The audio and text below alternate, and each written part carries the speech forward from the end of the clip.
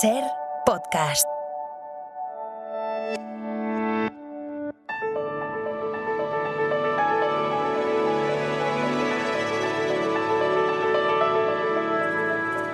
Tweets que nunca escribiré.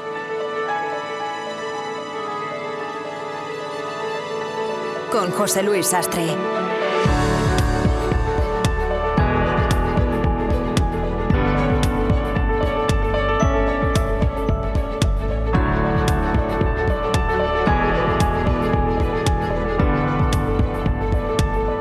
Hola, bienvenidos. Hoy, más que una conversación, más que un debate, hoy tenemos una pregunta. ¿Qué es lo que pasa con la educación en España? Era uno de los primeros temas que queríamos traer en realidad a este podcast. De hecho, recuerdo que como estamos en directo en Spaces ya podéis solicitar la palabra porque hoy más que nunca nos interesa abrir esto. Nos interesa que participemos muchas y muchos en la conversación. Nos planteamos este debate hace unos días y luego digamos que la actualidad nos ha venido a ver porque queríamos hablar de las cosas que haya que mejorar en el sistema, si estamos tan mal como dicen que estamos, si el alumnado tiene competencias en razonamiento matemático, en comprensión lectora, si educamos entre todos, bien, mal, a nuestras niñas, a nuestros niños, si tiene remedio el fracaso escolar, si es verdad que hay tanto que envidiar en países del norte como Finlandia. Y luego el gobierno ha aprobado los cambios en secundaria para el año que viene. Por eso os decía que la actualidad nos ha venido a ver. La cultura del esfuerzo, al que algunos aluden, no corre ningún riesgo con esta nueva norma y, por supuesto, con esa nueva ley educativa. Lo que estamos tratando de trabajar, ya sé desde que aprobamos esa nueva ley educativa, la LOMLOE, es promover un esfuerzo, pero basado en la motivación, no un esfuerzo basado en el castigo. Lo digo porque creo que es a través de esa motivación cuando vamos a poder conseguir que todos Esto es lo que decía hace unas semanas la ministra de Educación, Pilar Alegría, y eso es lo que aprobó ayer el Consejo de Ministros, este decreto que cambia el currículo educativo de la secundaria. Sabéis que no habrá notas numéricas, que se puede aprobar aunque haya asignaturas suspendidas, y luego este debate sobre la ética y la filosofía que quiero que expliquemos bien y que ha circulado mucho precisamente en las redes, en Twitter, durante estas últimas horas. En fin, la primera persona a la que voy a saludar, nuestra primera invitada, se llama Esther Trigo. Mirad, en su cuenta de Twitter ella se define así: profesora del Departamento de Didáctica de la Universidad de la Lengua de la Universidad de Cádiz, investigadora inquieta y aprendiente permanente. Hola Esther, buenas. Hola, muy buenas tardes. Y gracias por aceptar, ¿eh? De nada, gracias por la invitación. Tú puedes dar fe de eso, de que el debate lo habíamos planteado antes de que todo se volviera noticia, que llevamos unas semanas ya preparando un poco aquellos asuntos de los que queríamos hablar. Esther, déjame preguntarte qué es lo que, desde el punto de vista de la experta, ¿no?, que por eso te hemos convocado esta mañana, te parece más relevante de ese cambio que introduce el decreto que aprobó ayer el Gobierno.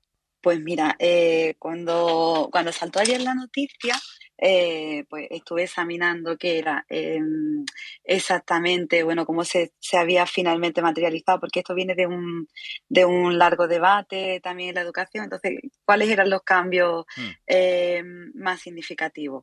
Lo primero, y además que ha saltado en todos los medios de comunicación, es el tema de que solamente se puede no promocionar en un curso de la etapa obligatoria, el hecho de que es mejor que el alumno promocione con un sistema de apoyo al estudio, el hecho de que se supriman los exámenes extraordinarios, porque se está constatando que no es una medida que está funcionando, el aumento de horas en lengua castellana y literatura. Y para mí lo fundamental creo que es algo que veníamos demandando los docentes y los investigadores del ámbito educativo y de las didácticas específicas. Esa vuelta de tuerca, esa mirada hacia una educación competencial, porque llevamos desde el año 2007, bueno, 2006 nacional, 2007 ya en la Esther, perdóname, tradúceme lo de educación competencial. ¿Eso qué significa? Vale, a ver, en el año 2006 surge una ley que dice que que el sistema educativo español se homologará a los sistemas educativos europeos y trabajaremos en favor del desarrollo de una serie de competencias que los estudiantes en su educación obligatoria deberán ir adquiriendo, ¿no? Empezamos desde que entran realmente en infantil, aunque la educación obligatoria empieza en nuestro país en primaria, pero empezamos a trabajar desde la etapa infantil hasta la secundaria, que deben tener consolidada pues la competencia en comunicación lingüística, competencia digital, la competencia matemática, ¿vale? Pero ¿qué ocurría? Que nuestro sistema educativo, nuestro currículum estaba articulado en un doble modelo que agobiaba muchísimo al profesorado, porque por un lado se estaba pidiendo ese desarrollo de las competencias que tiene el alumno que activar en la vida, ¿vale? Es un poco esas herramientas Sí. que hacen que el ciudadano se pueda ir moviendo en sociedad, pues accediendo a la información, sabiendo qué información es veraz y cuál no lo es, en fin, sabiendo poner en acción los saberes que se van adquiriendo en la escuela.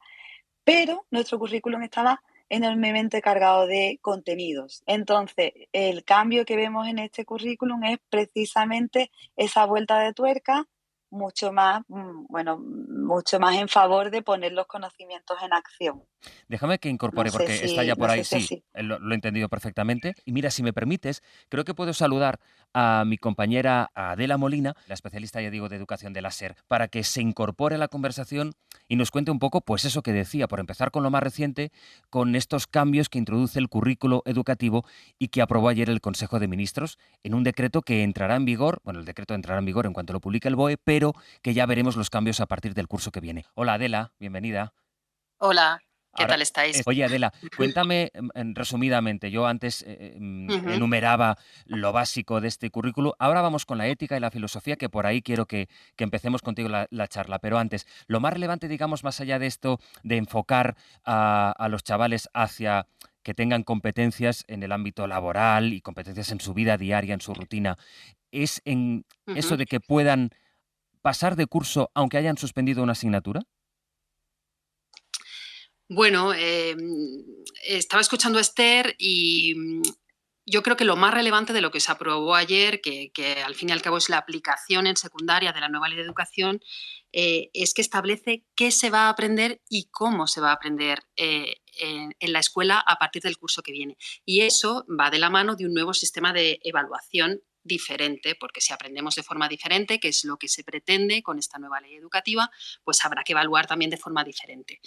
Entonces, lo explicaba bien Esther cuando incidía en lo que los expertos en educación llaman y los que los periodistas contamos muchas veces, que es el aprendizaje por competencias, que es un tipo de aprendizaje más práctico, más de relacionar contenidos, de buscar fuentes fiables de información, aunque también va a seguir siendo necesario memorizar, pero quizás ahora tenemos un sistema muy basado en la repetición de contenidos, Mm. de un curso a otro en memorizar, y ahora pues se quiere pues que eso sea más práctico, que sepamos usar pues eso, la aplicación práctica de las matemáticas o de los conocimientos de historia con el mundo presente.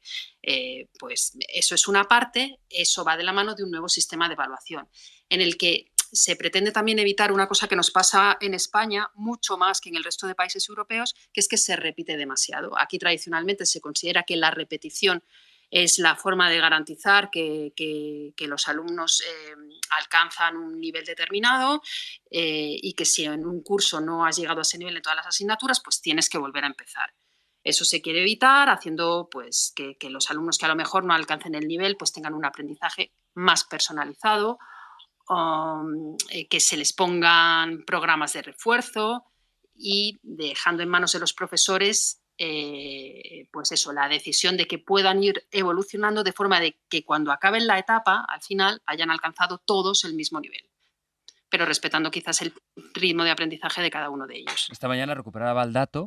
España es de los países de la OCDE, de la Organización para la Cooperación y Desarrollo Ujú, Económico, el que Ujú. tiene más repetidores en secundaria. Es casi el 9%, al hilo de esto que comentaba ahora Adela, frente al 1,9%, no llega al 2%, la media de la treintena de países que componen la OCDE. Adela, expliquemos bien qué pasa con la filosofía y con la ética, porque es verdad que la ética era ya, creo, una optativa en secundaria, que ahora desaparece de secundaria, a pesar de que había un compromiso, en efecto, del PSOE, pero lo que dicen desde el ujú. gobierno es, bueno, pero al final vamos a reforzar la filosofía porque se darán 2 cursos y además de forma obligatoria en el bachillerato. Lo que pasa que es verdad que si no llegas al bachillerato, entonces no te encuentras con la filosofía, ¿no? ¿Qué es lo que pasa? De todo el ruido que hay, en realidad, ¿Qué cambio van a tener los alumnos a partir del año que viene? Bueno, ahora mismo, con la ley actual, la ley actual hizo desaparecer la ética, que era una asignatura obligatoria en cuarto de la ESO. Entonces, dejó en manos de las comunidades autónomas que decidieran si la daban o no, pero desapareció como asignatura obligatoria. El gobierno, el PSOE, cuando estaba en la oposición, se comprometió a recuperar la ética como asignatura obligatoria para todos los alumnos. Lo que se ha hecho es crear una nueva asignatura que se llama de valores cívicos o éticos. Y esa asignatura asume parte de los contenidos de ética, pero introduce otros nuevos, con lo cual los profesores de ética te dicen, bueno, nuestra asignatura, que se supone que se iba a revalorizar, en realidad ha perdido peso. Seguirá habiendo contenidos de ética en secundaria, pero estarán más diluidos. Uh-huh. El gobierno dice que esos contenidos están ahí y luego además recuerda que ellos han recuperado en la nueva ley la asignatura de Historia de la Filosofía, que también desapareció como obligatoria en segundo de bachillerato con la ley que aprobó el PP, pues la asignatura de Historia de la Filosofía vuelve a ser obligatoria, con lo cual habrá más filosofía, pero en bachillerato. Problema, que bachillerato no es educación obligatoria, entonces... si no llegas a esa etapa, no tendrán ese contacto con la filosofía. Exactamente, no darán esos contenidos con tanta profundidad como los alumnos que vayan a ir a la universidad. Y eso, pues bueno, los profesores de filosofía, la Red Española de Filosofía y algunos partidos políticos consideran que es un problema. ¿Desaparece entonces la ética de secundaria? Pues hombre, no del todo, ahora lo cuenta Adela, hay en esta nueva asignatura una parte del contenido, a pesar de que hay profesores de ética que reprochan que no sea todo el contenido como hasta ahora dedicado a la ética. ¿Qué dice el gobierno? ¿Qué dice el ministerio?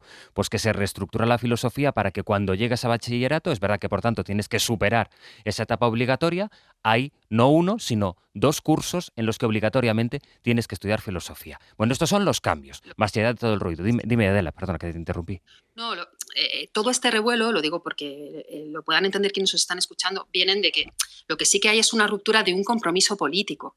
Hubo un compromiso de recuperar la ética como asignatura obligatoria para todos los alumnos, como una asignatura de peso, con un currículum propio de ética, y eso no se ha cumplido. No exactamente se ha cumplido a lo que se comprometió, en este caso, el Partido Socialista, cuando esto se aprobó en 2018. Os voy a recordar 2 cosas que son, Esther, voy contigo y te pregunto, si estáis conectándoos, que sois cada vez más y os lo agradecemos, yo creo que el tema interesa mucho para que expliquemos de fondo qué es lo que ocurre con la educación en España, más allá de estos cambios, que es lo primero que quiero que abordemos. Tenéis un más a vuestra derecha, en la parte inferior de la pantalla, que permite compartir para que más gente vaya sabiendo entre vuestros seguidores que estamos debatiendo de esto, compartir que estamos ahora mismo en directo en el Spaces. Y luego que nos podéis mandar una solicitud para intervenir, hay ya una, voy a ir ahora con ella, para que cuando vais escuchando y queréis participar en el debate, pues ya sabéis que este es un formato abierto, de hecho es lo que queremos en este formato híbrido entre el podcast y el Spaces, que entre todos vayamos construyendo una conversación.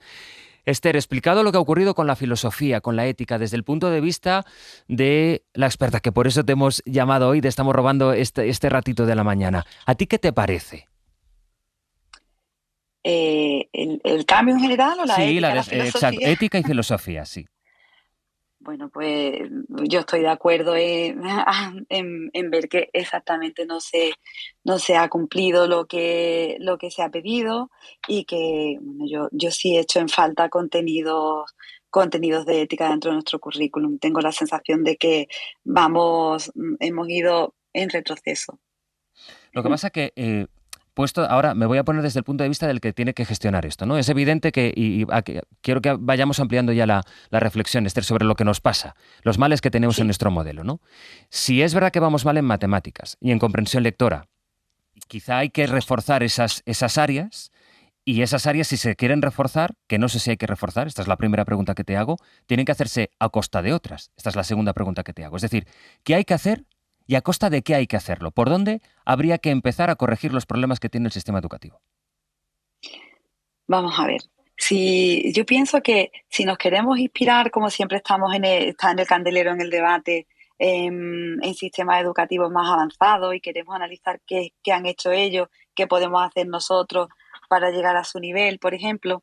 Bueno, tenemos diferentes modelos que no coinciden entre los sistemas educativos que están en la, como decimos, en las posiciones más altas de los rankings internacionales. Tenemos modelos tremendamente selectivos como el modelo de Singapur, por ejemplo, y modelos mucho más democráticos como el modelo finés, ¿no? Si nos inspiramos, por ejemplo, en modelos como Finlandia, pues viendo los cambios que propone ahora mismo el gobierno, creo que vamos navegando hacia esa democratización de la enseñanza, hemos integrado, es verdad, la ética de manera transversal y eso es interesante. Hemos aumentado el número de horas de exposición de los estudiantes a las áreas instrumentales y además hemos dado un vuelco a esas áreas. Me voy a centrar en el área, por ejemplo, de lengua castellana y literatura, dejando mucho más claro cuáles son los objetivos de nuestra área, que al fin y al cabo no son más que mejorar el comportamiento comunicativo de nuestros estudiantes, es decir, que sepan hablar mejor, leer mejor, escribir mejor, al fin y al cabo interactuar desde las destrezas comunicativas y aumentar su educación literaria. Y a todo esto se une un componente tremendamente importante de alfabetización mediática informacional. Pero ¿qué ocurre? Que es que yo digo, bien, este es el currículum, pero ¿qué está pasando con la formación de docentes? ¿Estamos avanzando en la misma dirección? Y claro, ahí es donde surgen mis dudas, porque si yo leo la propuesta, negro sobre blanco me parece perfecta y el papel lo aguanta absolutamente todo y me parece maravillosa, la compro. Pero ahora, ¿qué ocurre? ¿Va a venir una damadrina por la noche a formar al profesorado en alfabetización mediática? ¿Cómo se va a llevar eso a cabo? Porque, ¿qué componente de alfabetización mediática hay en el currículum de las universidades españolas que estamos formando a docentes? Déjame poner en pausa esto. Esto es muy Esther, me interesa importante. mucho esto, porque efectivamente una parte de lo que pasa es si los profesores, los maestros, reciben la formación suficiente. Ahora voy a eso, pero déjame aparcarlo por un momento. Déjame centrarme en la otra parte de la ecuación, que son los niños, incluso voy a más, las familias. El principal problema que tenemos comparado con... ya no hace falta ir a Finlandia, tú ponías el caso de Portugal, que me parece muy interesante, ¿no? Un país que tenemos aquí al lado y que tiene resultados totalmente distintos de los nuestros. El problema que tiene nuestra enseñanza ahora mismo, si es que lo tiene, tanto en infantil como en primaria, ¿cuál es el fracaso, el abandono escolar? ¿Es que falta comprensión lectora? Es decir, nuestra principal prioridad ahora, si yo ahora mismo fuera ministro de Educación, ¿qué es lo primero que tendría que corregir? A ver, educar no es solo ir a la escuela. La escuela es un punto de la educación. La educación empieza desde que un individuo nace. Entonces, por ejemplo, Portugal, yo creo que lo ha sabido ver muy bien. Ellos han ido a la familia, a la alfabetización de la familia, a darle importancia a los primeros años de vida de la infancia. Y yo creo que eso es fundamental, porque ese correcto andamiaje desde que un individuo nace, esa familia que está preparada para acompañar a su hijo en la escolarización, pues al final contribuye a que no se quede todo en manos de un maestro. Pero eso Un cómo es. maestro excepcional. ¿Puedes ponerme un ejemplo práctico, algo para que yo lo pueda traducir? Es decir, cuando dices Portugal se centra en las familias, ¿cómo? ¿De qué manera? A ver, bueno, Portugal ha puesto especial interés en paliar el abandono escolar, en que cada vez haya más personas que cumplan la educación obligatoria. Y esa es la generación de padres, de alumnos que están ahora resultando mejor evaluados en los rankings internacionales, por ejemplo, ¿no? Otra cuestión es el hecho de, por ejemplo, mira, en la Junta de Andalucía hasta hace poco teníamos, cuando las mamás íbamos y paríamos en el hospital, pues nos daban un kit de primera alfabetización. A mí me parecía que eso era una estrategia preciosa. Nos daban un libro, nos daban consejos para el desarrollo del lenguaje de nuestros hijos, nos explicaban lo importante que era la lectura en regazo, desde que eran bebés, el que hubiera libros en casa.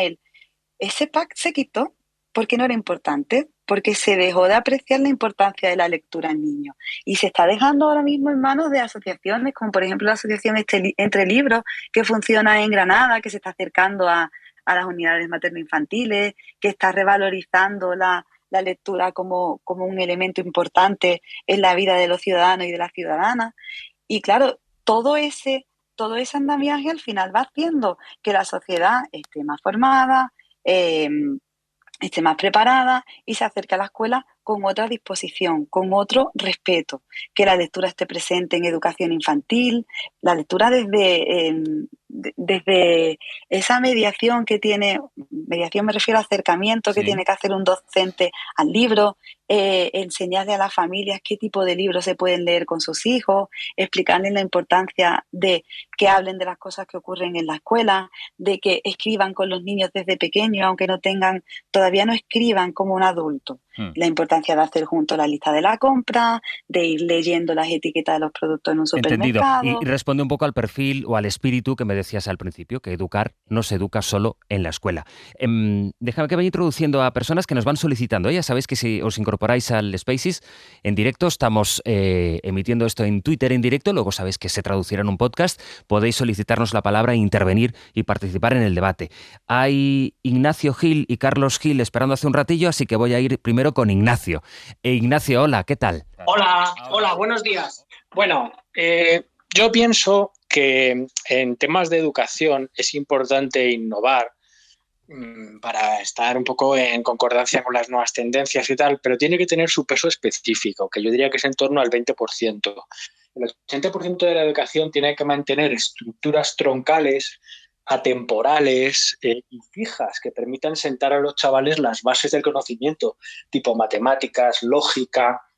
Porque, por ejemplo, diluir demasiado los conocimientos filosóficos con valores democráticos o cosas que puedan interpretarse como que son un poco adoctrinamiento, puede de alguna manera introducir valores tendenciosos, por ejemplo, a favor de la democracia, que es un sistema actual, pero no es un marco organizativo definitivo ni a lo mejor perfecto y seguirá evolucionando hacia el futuro. Entonces, no hay que dar demasiado peso a conceptos que están sucediendo ahora, sino ser un poco clásicos en este sentido. Un saludo. Ignacio, muchas gracias. Sin embargo, Esther, pues casi que lo voy a ver desde otro punto de vista, que es lo interesante es trasladar lo que aprendes a tu sociedad y a tu vida actual, ¿no? Si no. Pues sí, pues yo estoy de acuerdo con esto, que lo que aprendas en la escuela te sirva para aplicarlo en la vida, porque al final, bueno, tú tienes que ser un trabajador por ejemplo, ¿no? Que sepa desenvolverse en el mundo laboral, tienes que ser un ciudadano que sepa acceder a la información. Al final es que ¿para qué queremos una circularidad de los contenidos? No sé, yo creo que muchas familias que me estén escuchando hoy dirán, no sé si tienen el mismo caso que yo. Yo soy mamá de dos niños, un niño de 9 años, una niña de 12 años, y están estudiando la asignatura de Ciencias Sociales exactamente lo mismo. Están viendo historia y están los dos ahora mismo con Egipto y Mesopotamia. El pequeño está en cuarto de primaria, la mayor está en primero de secundaria. Cuando el pequeño llegue a primero de secundaria, ¿recordará lo que vio sobre Egipto y Mesopotamia si lo enfocamos estrictamente desde los contenidos? Pues muy probablemente no. Pero si se enfoca de otra manera, probablemente sí. En mi casa nosotros estamos también con Mesopotamia y Egipto. Se ve que en los de primero de secundaria van ahora mismo a la altura de Egipto y Mesopotamia. Lo que no sé es hasta dónde van a llegar, ¿no? Cómo acabará el curso. Carlos. Hola, buenas. ¿Tú dirás? Pues yo quería decir, porque yo no puedo dar mi opinión como educador, pero sí como alumno, actualmente de universidad y hace poco de bachillerato, y quería decir que estoy de acuerdo en que hace falta muchas más asignaturas que inviten a la reflexión, que inviten al debate, que fomenten la lectura. Por ejemplo, la alfabetización mediática también muy importante, pero esa asignatura quizá no sea filosofía o quizá no lo sea en bachillerato, porque desde mi experiencia, y creo que comparto experiencia con bastantes alumnos, filosofía se resume en aprender lo que dicen los filósofos. No te preguntan, por ejemplo, por Platón, ¿qué opinas tú sobre lo que piensa Platón? O aplica el mito de la caverna a la actualidad. No. Se resume en enseñarte qué es el mito de la caverna para que tú, en selectividad, puedas soltarlo y aprobar. Carlos, muchas gracias. Gracias. Se van mezclando los dos grandes asuntos, ¿no? Una, la reforma que hizo ayer el gobierno y hacia dónde va la secundaria y, por tanto, dónde va también la educación superior, porque los niños que salen y las niñas, bueno, los adolescentes que salen de esa etapa van enfocados en su gran mayoría a la educación superior. Y luego, ¿en qué punto estamos? Adela, tú que informas cada día del abandono escolar, de los informes, de lo que estamos bien, en lo que hay que mejorar, de si nos falta comprensión lectora, racionamiento matemático, la lógica, ¿no? Aparecía ahora en una de las intervenciones. ¿Crees, después de ver tantos informes y lo que dicen tantos expertos, tú crees que estamos tan mal, que es también que echamos muchas piedras sobre nuestro tejado, que si nos comparamos salimos tan mal a diferencia de lo que ocurre en otros países, o que es un estereotipo y en realidad la cosa no es tan así? Pues yo creo que hay bastante de estereotipo y de hecho yo creo que estamos bastante bien. España, donde se ve mejor es en los informes internacionales, pues si vemos el informe PISA, está en la media. Quiero decir, pues bueno, estamos ahí en un nivel medio, en algunas cosas un poquito por encima, en otras un poquito por debajo. Quizás sí que es preocupante que llevamos ahí desde hace 12 años y no se mejora. Entonces, por eso se ponen en marcha reformas como esta de la ley educativa u otras para intentar avanzar, mejorar las habilidades de los alumnos. Entonces, yo creo que sí que hay que incidir en que ese estancamiento es preocupante, pero tampoco creo que o sea, esta idea general que parece que hay de que el sistema educativo en España es un desastre, creo que no es verdad. Creo que bueno, para empezar, eso, pues en los informes internacionales salimos en la media, algunas veces incluso por encima, en determinadas competencias. Creo que se ha reducido muchísimo el abandono educativo temprano en España, que es un problema importante y es un problema económico también. Creo que hay profesionales españoles trabajando en empresas muy importantes, que se forma bien a los alumnos también en la universidad y creo que en general pues somos un país con un nivel educativo comparable al de los países de nuestro entorno. ¿Que hay cosas que mejorar? Por supuesto. ¿Que no debemos ser conformistas? También. Pero yo rompo una lanza en favor del sistema educativo y del trabajo que se hace en las escuelas y en los institutos. El niño o la niña que acaba la escolarización secundaria, la ESO, vaya, ¿tiene muchas diferencias, sabe mucho menos o es menos capaz de desenvolverse en su mundo real y luego en la lectura y ante la matemática, ante los problemas diarios, que un niño que estudia en Alemania? Pues me remito a los datos. Según el informe PISA, no. El nivel de competencias es similar. Si lo comparamos con otros países, los que aspiremos a la excelencia, ¿no? Lo que se suele decir, a los países que están en los mejores niveles, que a lo mejor es donde tenemos que mirar, pues sí que estamos un poco lejos, pero quizás porque sus sistemas educativos están muy enfocados en ese tipo de pruebas, en ese tipo de evaluaciones, en formar a los niños para tener buenos resultados, y también son sistemas a lo mejor menos equitativos, donde estudia menos gente, donde este tipo de pruebas las hace menos gente. Entonces, yo sí que creo que si nos comparamos con los países de la OCDE, con los países de la Unión Europea, el nivel no es peor.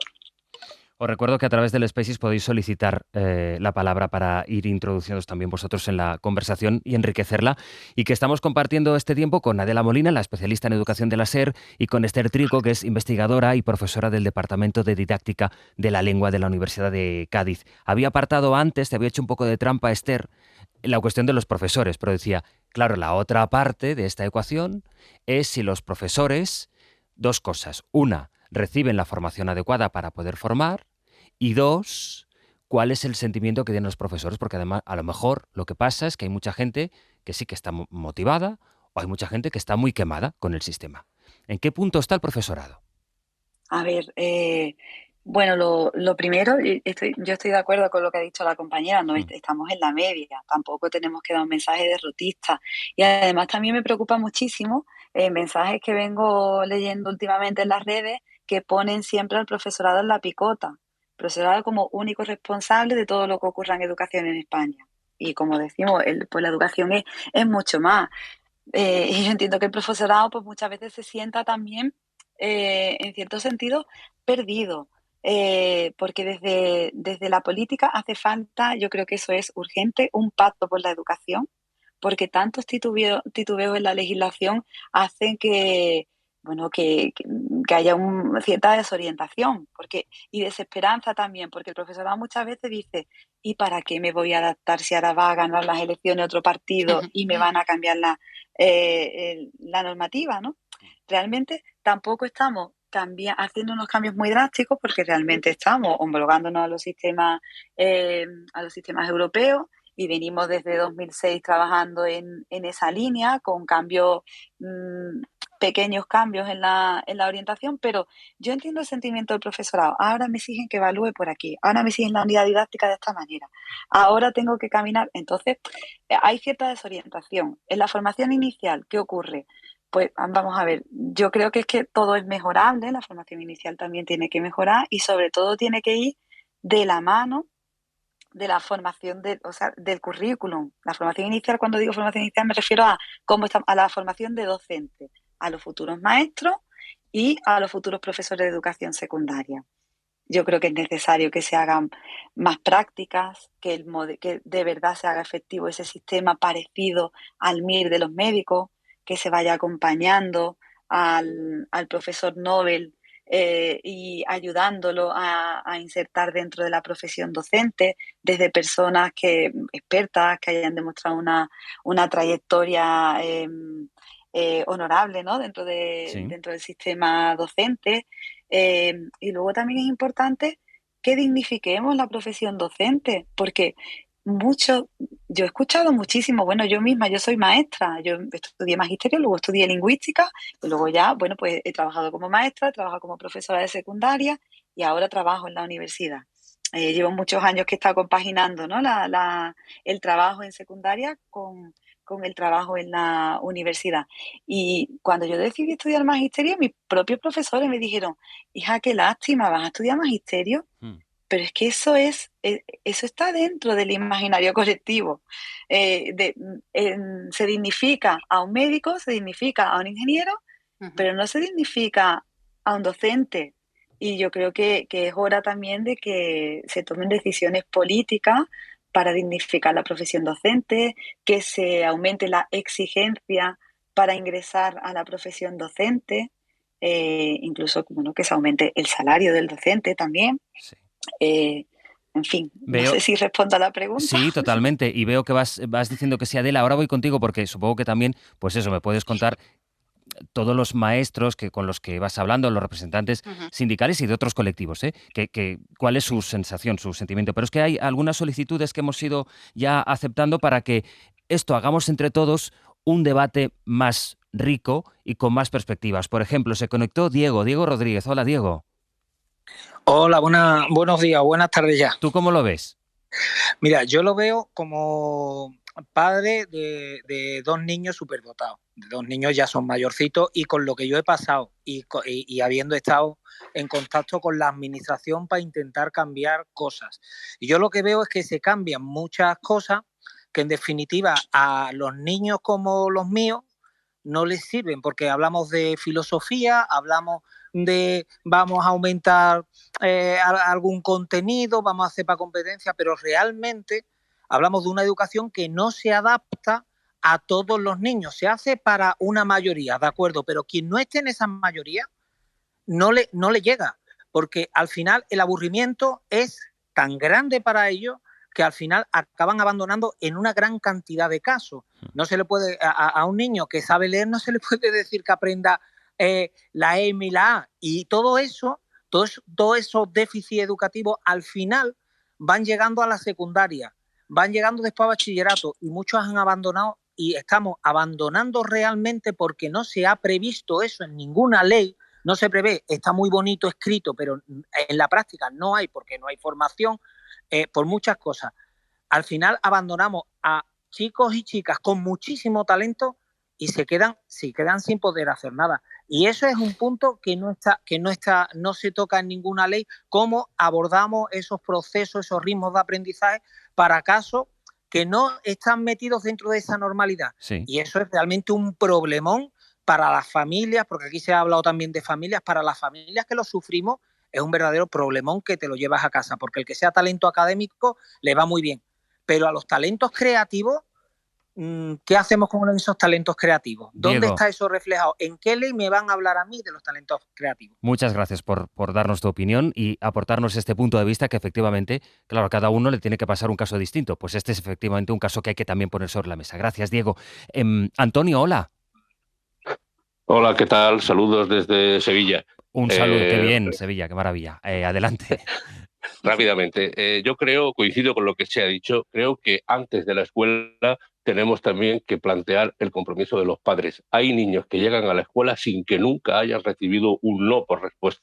Es decir, que hay un concepto que he leído en alguna ocasión que se llama dimisión parental. Es imposible que el maestro tenga que asumir gran parte del recorrido que ese niño tiene desde la cuna hasta llegar al centro escolar. Y por lo tanto el compromiso de los padres es absoluto. Si no hay ese compromiso, luego no podemos exigir al docente. Esto por una parte. Y hay algo que yo observo en España y que no veo en otros países de Europa ni de Estados Unidos, que es un enfrentamiento latente y social entre la pública y la privada. La pública y la privada tienen que complementarse. Después cada padre elige dónde lleva a su hijo y a su hija a estudiar. Pero aquí da la sensación de que mi niño está en la privada porque yo soy más y mi niño está en la pública porque pobrecito, ¿no?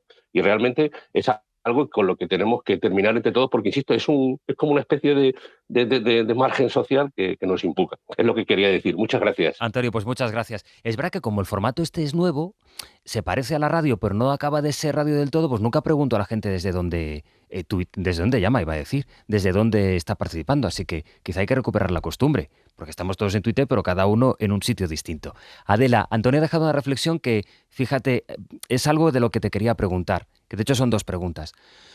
Dos preguntas un poco...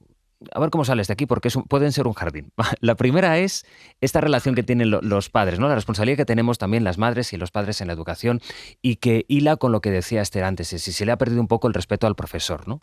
La figura del profesor y la importancia de que en la familia respaldemos la autoridad que tiene el profesor. Y luego, esto por una parte, y la otra, es esa diferencia, si la hay, entre la pública y la privada en cuanto a los resultados también académicos. Que de ahí yo creo que también, antes te preguntaba por un estereotipo, bueno, pues este sería el siguiente. ¿Cómo lo ves? Pues con respecto a lo de los padres y a la autoridad del profesor, yo creo que en general sí que se respeta. Puede haber conflictos puntuales, pero yo creo que los padres, sobre todo cuando tenemos hijos en edad escolar, nos damos cuenta de lo importante que es no desautorizar al profesor, al menos delante de nuestros hijos, y resolver si hay un conflicto en las cosas de otra manera. Sí que creo que es importante lo que comentaba Esther antes del reconocimiento social de la figura del profesor. Creo que socialmente se debe valorar y está comprobado que los países que tienen los sistemas educativos con los mejores resultados tienen también los profesores más valorados socialmente. Entonces, esas cosas también van de la mano y hay mucho apoyo social a la figura del profesor, a la escuela, al sistema educativo en general y no tanto enfrentamiento. Otra cosa que yo quería señalar, y a veces no nos damos cuenta, creo, es el nivel de exigencia que tenemos a veces con la escuela o con los institutos. Cada vez que hay un problema social o un problema de violencia, por ejemplo, o la adicción a las pantallas en los jóvenes, miramos inmediatamente a... Es que en los colegios nos enseñan no sé qué, es que en las escuelas no están incidiendo a lo mejor tanto en contenidos de igualdad, es que no se está formando bien. Entonces creo que la labor formativa, creo que lo comentaba también Esther antes, no es solamente, no se hace solo en la escuela, es también una tarea social. Lo de para educar a un niño hace falta toda la tribu, ¿no? que se dice muchas veces.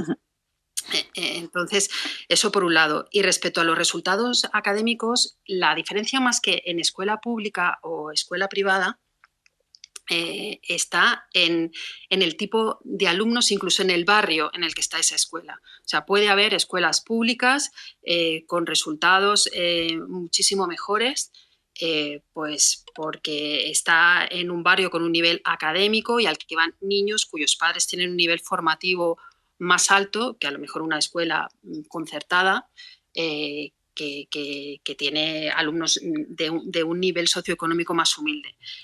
Marca más el nivel socioeconómico, sobre todo de las familias, los resultados educativos, que cualquier otra cosa. Y un buen sistema educativo lo que tiene que hacer es corregir eso e igualar a todos los alumnos para que todos consigan los mejores resultados. La gran diferencia, pues, no es si su hijo va a un cole público o a un cole privado.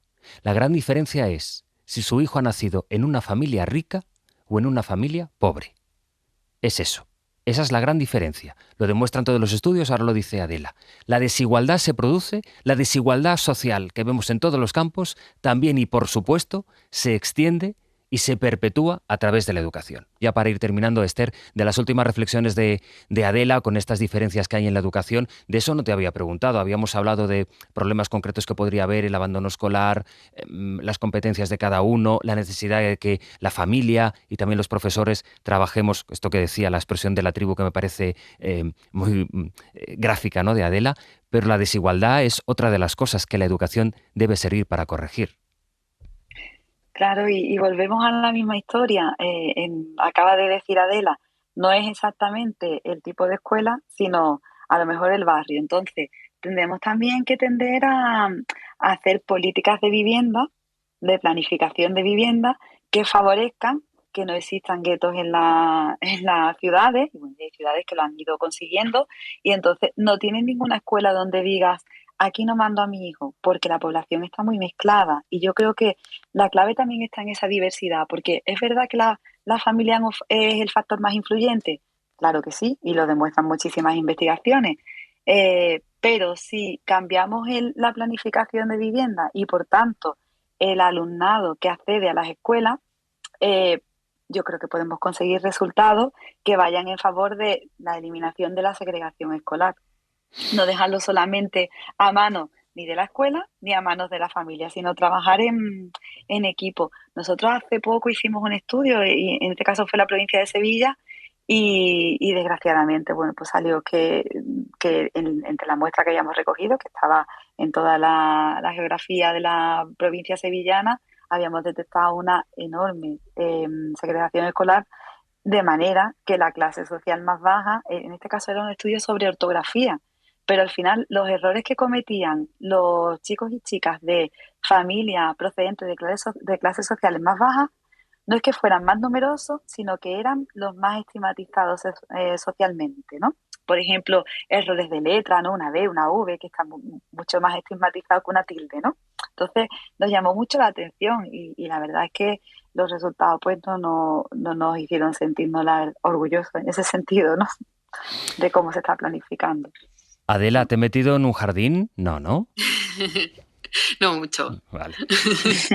Me lo sabía. Adela Molina, sí, por eso te hemos invitado, para que disimularas mis desconocimientos. Adela Molina es la especialista en educación de la cadena SER, tal como ustedes han podido comprobar. Y Esther Trigo, a la que agradezco el atraco, es profesora del Departamento de Didáctica de la Lengua de la Universidad de Cádiz. Esther, muchísimas gracias. Y a mí me ha interesado muchísimo el contenido, no sé si como padre, como exalumno, como ciudadano, pero en fin, me ha interesado todo lo que hemos ido poniendo sobre la mesa. Casi que me apetece otro, así que no descarto más adelante a ver si cuadramos agendas y hacemos otro más. Un abrazo y muchas gracias. Muchas gracias a vosotros. Adela, a ti te veo en la redacción en algún momento, ¿eh? Muy bien, sí. Venga, hasta luego. La verdad es que nos ha faltado hablar de las soluciones que planteamos, no nos ha dado tiempo. Pues nada, la segunda parte enfocada en las soluciones. Un beso a las dos, gracias. Hasta luego. Adiós, gracias. Pues hoy educación, el próximo sobre la situación política, que de todo hay que hablar un poco. Así que os emplazo al próximo Tweets que nunca escribiré. Adiós. Tweets que nunca escribiré es una producción de SER Podcast. Un podcast hecho en Twitter Spaces, dirigido por José Luis Sastre. Para escuchar todos los episodios, síguenos y suscríbete en la aplicación y la web de Cadena SER o en la plataforma que prefieras. Apple Podcast, Spotify, iVoox, Google Podcast, Amazon Music o YouTube.